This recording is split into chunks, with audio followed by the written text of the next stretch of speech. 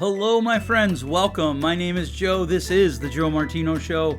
Today, we're going to answer an email that will transition us into my topic that I want to talk about today, which is, can we please stop telling everyone how to grieve and what to think? What happens when we try to see the world from the other person's point of view, especially the person who is the one that's doing actions that upset us? In this crazy, unprecedented times, how do we become better communicators? Let's kick it off. You're listening to The Joe Martino Show, a podcast dealing with all things emotional, relational, and human nature. Joe is a licensed counselor in the state of Michigan, specializing in relationship therapy. He is also the author of the book, The Emotionally Secure Couple. All advice offered in this episode is offered for entertainment and educational purposes only. Enjoy the show. Hello. Okay, we're going to start with a letter today, an email. Someone wrote in. Actually, I got a lot of emails this week. Somebody pointed out that I don't usually read the ones that tell me they appreciate the show.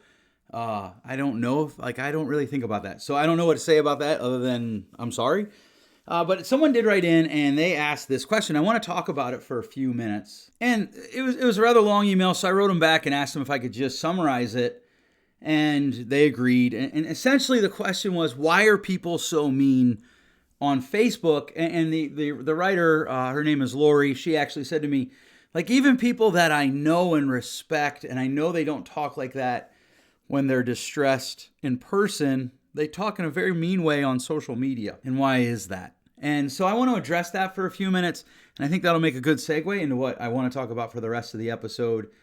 I do want to let you know that if your child is looking for a support group at this time, our office is giving out a free teen support group. So because it's free, anyone in the country can join. 1 o'clock on Thursdays. It starts April 16th. And then one other thing, I am a little concerned about the audio quality of this particular episode. I have hurt my back and my neck, and so I am not in my normal place to record. And it's difficult for me to find a comfortable position to record out of. And so you might hear some deep intakes of breath as the pain kind of comes and goes. It's nothing serious. It's just painful, but I can tolerate it. And I'm looking forward to this episode. So let's talk about, why are people more mean on social media than in real life? At least that's the way they seem. I think there's probably a lot of reasons for that. And I don't know that I could actually even answer all of them today.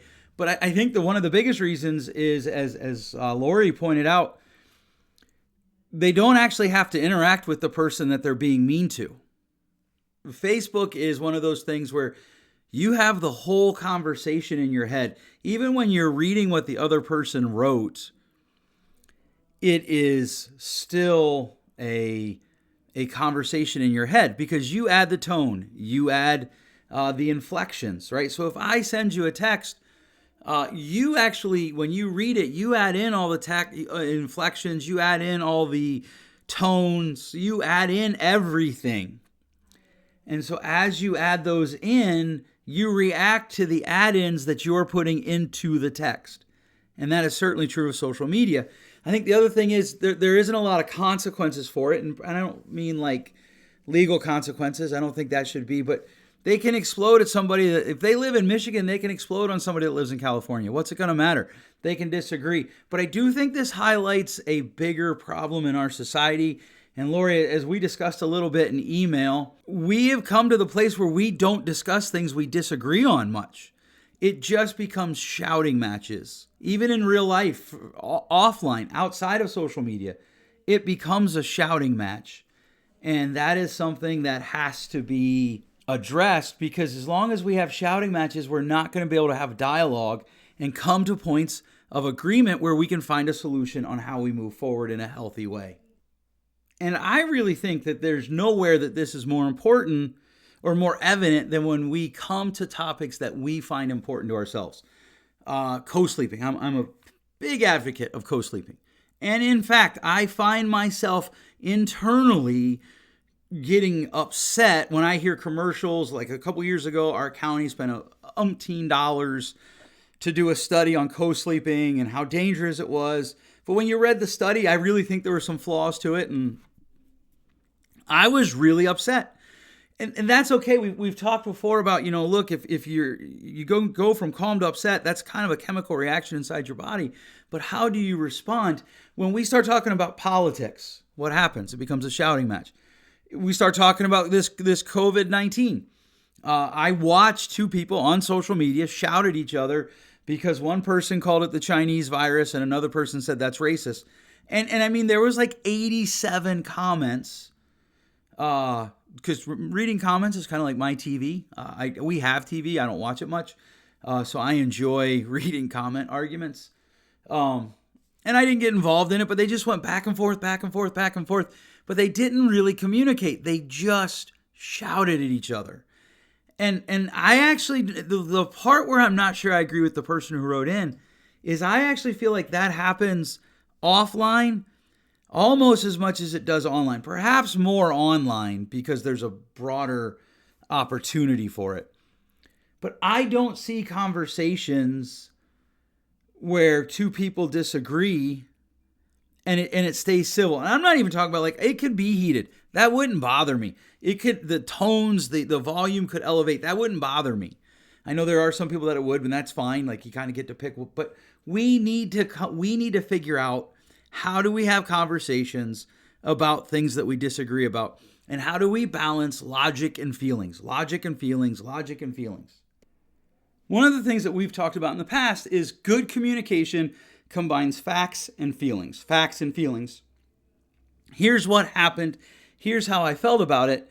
Or here's what's going on and here's how I feel about it.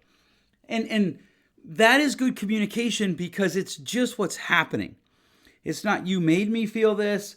It's not, this is 100% accurate, as far as it's recognizing that we have an interpretation of what's happening, and it may not be completely accurate. We can be biased.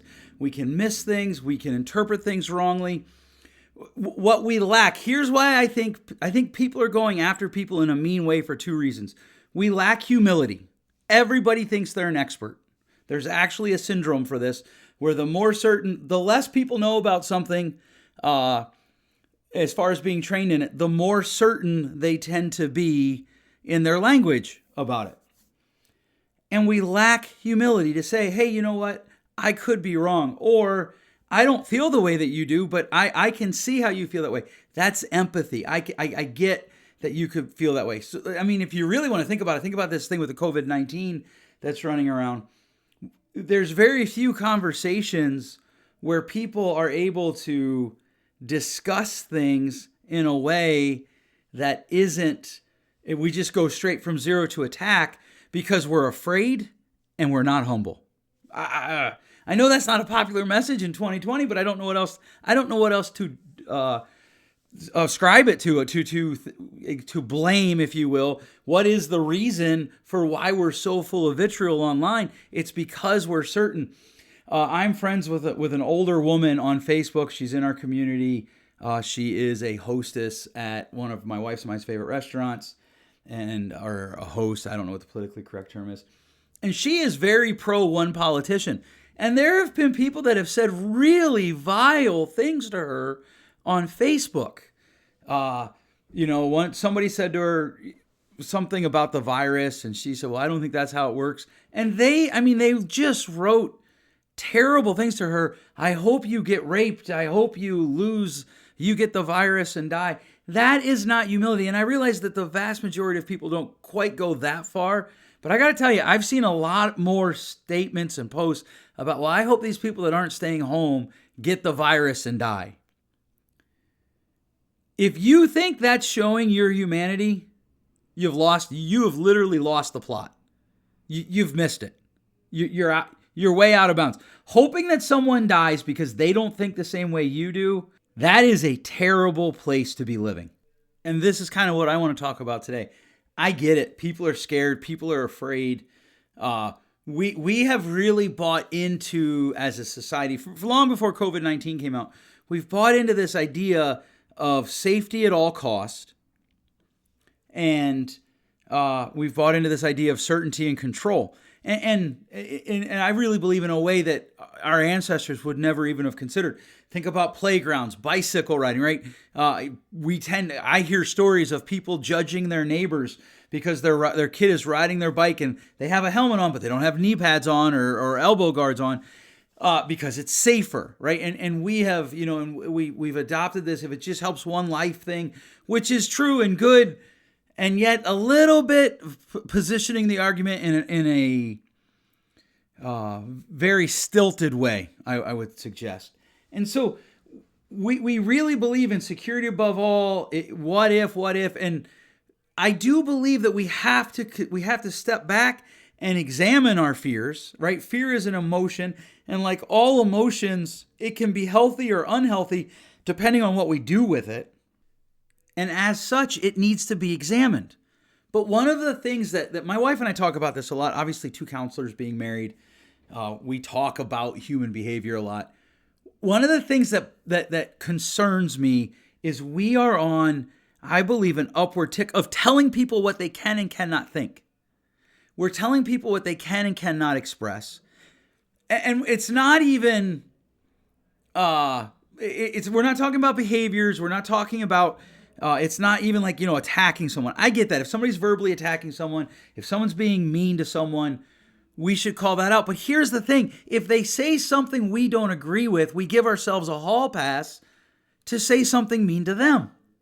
And nowhere is this more evident than our discussions around politics, parenting, relationships, and COVID-19. If somebody puts up, I think we should start going back to work. Literally, I have a fun time. I set an over and under at 3 typically, and I usually choose the under, that there would be no more than 3 comments before somebody says, well, how many lives are not worth the economy? That's not actually a helpful question. Now, what the person I think is usually often really trying to say is that they believe that going back to work too soon will put more lives at risk. And if they said that, they use those words, that's actually much better communication. And I realize a lot of people, when I have this conversation with them about, instead of saying this, say it that way, a lot of times people will say, I feel like you're just being picky. I am being picky. I agree, because words matter. And so as we watch these conversations unfold, as we have them in real time with real people, we've got to stop telling people what to think. Here in the town I live in, Lowell, on his personal Facebook page, the mayor said that if you're not doing something, I don't remember what, I think if you're not wearing masks, I really don't remember what he said. He said, you're an idiot. Okay, first of all, that is an attack on a person. A really good rule of communication is dealing with the problem, not the person. Right? So we call that issues only in the 6 rules of communication that we have, that I've shared with you in my book, The Emotionally Secure Couple, available wherever fine books are sold, also online on the Kindle store. And you can get a hard copy or a paperback copy from Amazon as well. But calling people in it, that's just bad communication, and he's a leader. And people were defending it. Now, it was on his own Facebook wall. It got shared in a public format, which is unfair to him. But that's not good leadership, my friend. It just isn't. And it kills conversation. If you really want to develop community with those around you, you have to find a way to live with the tension that there are going to be things about them that you just don't agree with, and even some things that you dislike, and it's okay. We are going to actually develop the type of world that I believe most people, when I talk to them in a relatively sterile environment, in other words, an environment away from the stresses of the fears that they have, they want to develop a world where we can have good communication, where we can have interactions where there are disagreements. We have to be our own agent of change. We have to be the person that says, okay, maybe the other person isn't communicating in a very healthy way, but I'm going to no matter what. We have to start by holding ourselves accountable first and foremost. We have to be the one who holds myself accountable. I have to be the one who holds myself accountable. It has to start there. And one of the things that's happening, and my wife and I, it's kind of become a game for us, we just point out all the different places where we see people telling other people, because you don't think this, you're an idiot. Because you don't think this, I hope you get the virus and die. Because you think this, I hope blah, blah, blah, this bad thing happens to you. That's terrible communication. It does not reflect good humanity. I even saw somebody put up, they shared a post where it said, if we could spread love like we spread hate, the world would be a better place. And I was like, yeah, I agree with that. And I was about to tell the dude, like, hey, dude, that's a great quote. And literally, I am not kidding you, the post right before it, he's talking about how these people that were part of a group that he doesn't agree with, that he hopes they die. And I am a huge fan of the truth that people are complicated messes, that people are struggling complicated messes. I'm a huge fan of that. That's a truth. That's a reality. And at the same time, we have to call ourselves to something better, to something more. So what does that look like? I don't want to just spend this whole episode talking about what the problem is. I want to spend some time talking about what does it look like to hold the line for ourselves. And we've done a lot of episodes on communication. By the way, if you've been here from the beginning, we're coming up on episode 100. We're hoping to have a few giveaways for that episode, maybe some tweets. If somebody who tweets about it, we'll randomly pick someone, and there will be a gift of some sort from us. So that's exciting. I'm excited about that. Hopefully this is something we're able to do well into the future, and we are able to help people live an emotionally, mentally healthy life. So what do we do? How do we hold the line in our communication? First of all, you have to make a commitment to not telling people what to say or think. People get to have their own opinions. You don't have to agree with them. It's okay to not agree with them, but you just can't be constantly telling them, well, you can't think that. Like, I have a really good friend who keeps putting up, well, if you do this or you do that, I'm unfollowing you. Okay. Like, if you're unfollowing them, what makes you think they care? And I'm not saying, well, you can't say that.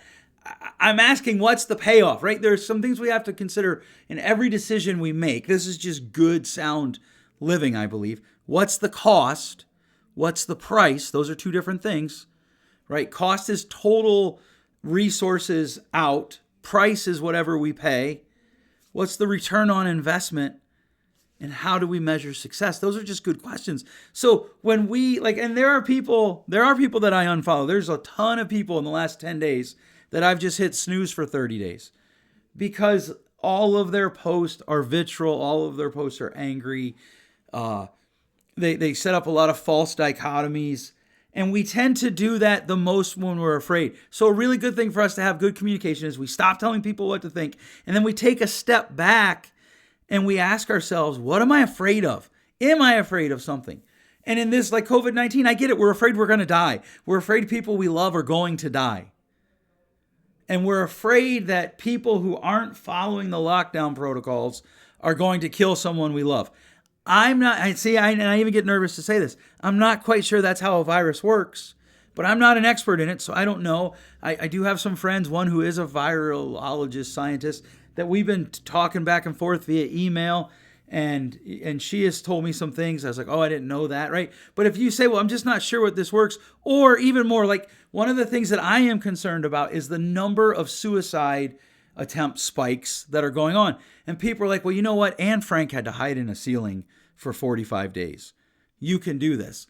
Okay, but that's called comparative grief, and that doesn't work. Comparative grief doesn't motivate people. Right? The whole, oh, well, you shouldn't be afraid. Again, we're telling him or her what to do because Anne Frank had to do this. You shouldn't be uncomfortable because Anne Frank had to do that. Well, that's just not helpful. That's like saying to someone who has cancer, well, at least you didn't lose a leg. What? Or someone who lost a leg, at least you don't have cancer. That's not helpful. In fact, it's actually detrimental. So we don't want to tell people what to think, and we want to avoid comparative grief and comparative experiences. You just want to avoid that when you're talking to people. I always encourage people, try to understand what they're thinking. Try to understand where they're coming from. So we avoid telling them what to think. We avoid comparative grief. And then we focus our energies on trying to understand what they're thinking, what they're experiencing. an important element of good communication is trying to understand what it looks like through the other person's eyes. I call it the eyeball test. Can you take your eyes out of your head, put them in the other person's head, and see the world from their point of view, even if you don't agree with them? So the post that I was talking about where the mayor of my town called people idiots, my wife put up a comment that she didn't think calling people names was helpful.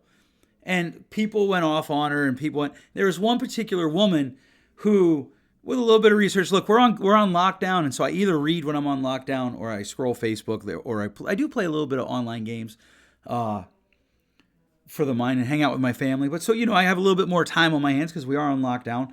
And so we're scrolling through. And this woman is everywhere, all over the internet, correcting, air quotes, any person who disagrees with her on COVID-19, which is her right. I support that.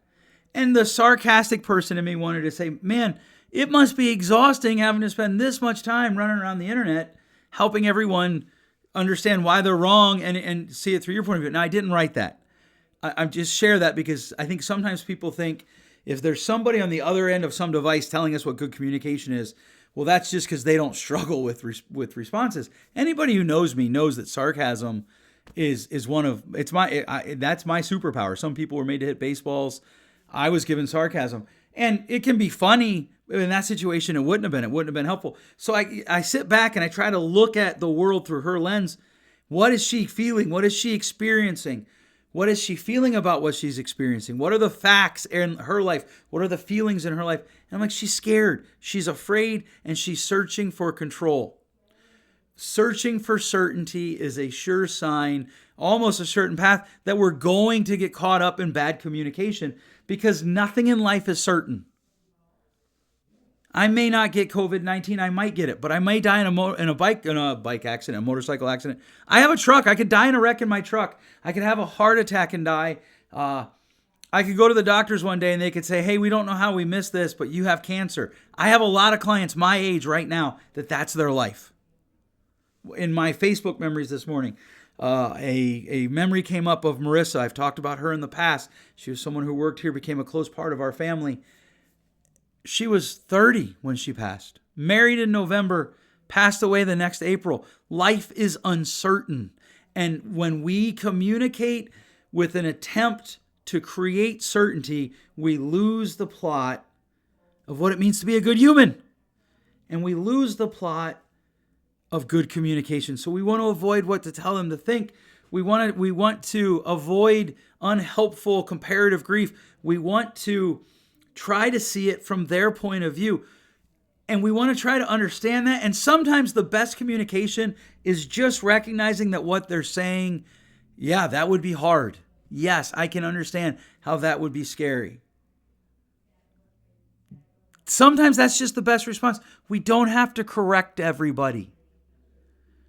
We can kind of trust the system. And, one of the things we want to consider is the communication does depend a bit on the platform that you have with the person. There is communication that I'll have with my wife or one of our employees, Lindsay. She's actually the one who does the intro to this show and the outro. We're kind of like she's family. She's not blood family, but she's family. So I'll have conversations with her that I'm not going to have with John Q. Citizen that I know, hey, we see each other at the store or whatever, but we don't have that intimate relationship family-wise. And so we have to understand that that's good communication. And we have to accept, once we can accept that there's very few things that we can expect certainty on. Right? We can't own outcomes. We can own the process, but outcomes tend to be beyond our grasp.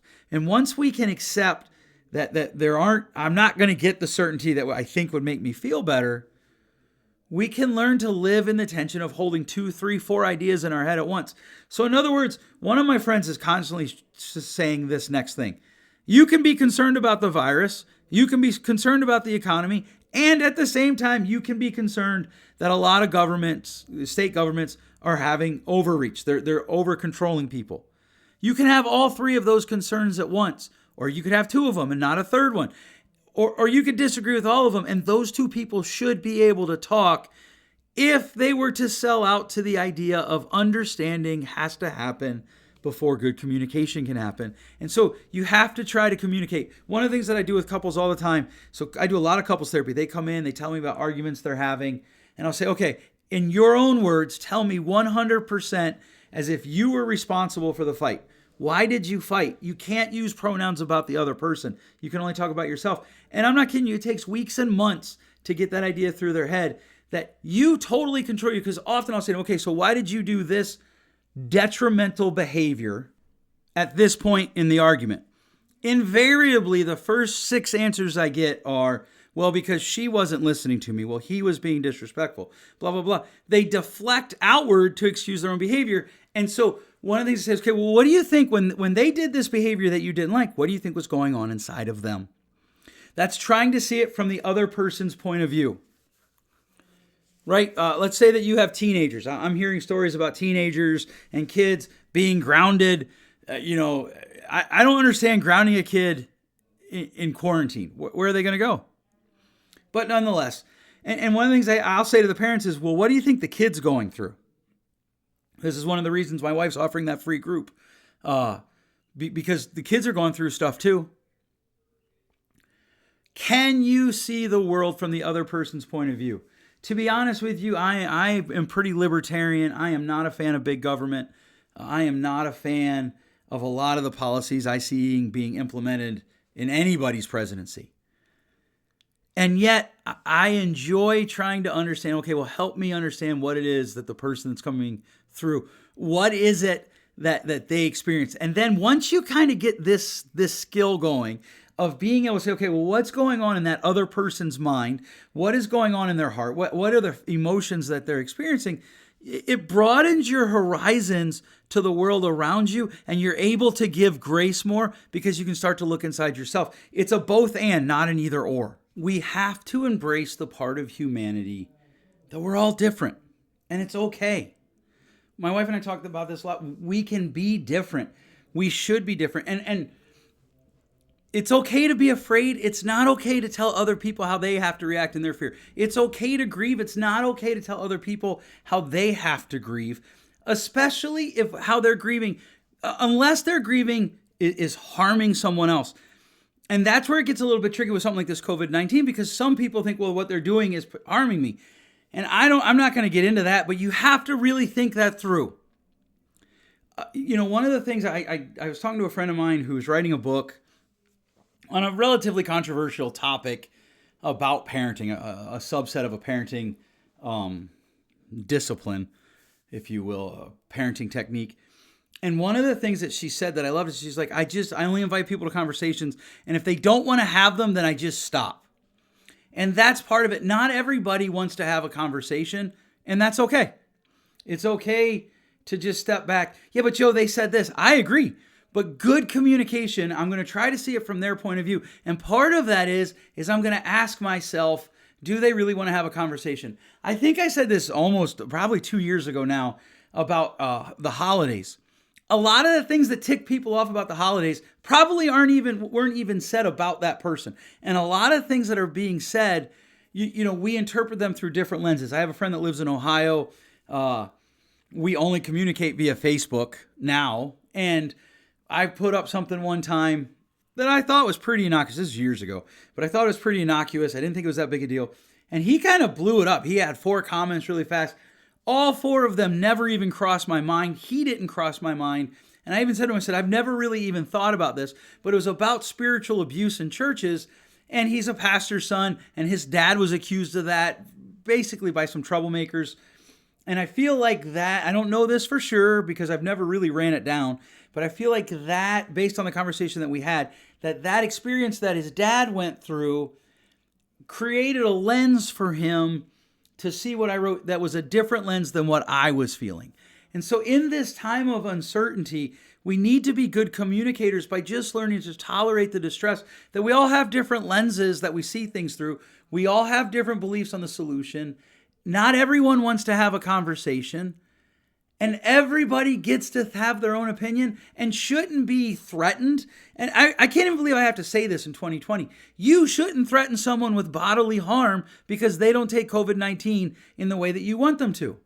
So many people that I see are writing or telling me, I'm just so angry with this group of people because they're not doing what is right. And I often say to them, well, how do you know that what they're doing isn't right? Well, I have this feeling, or I believe, okay, but unless you're an expert, and even, let's be honest, in today's day and age, it's even hard to trust the experts.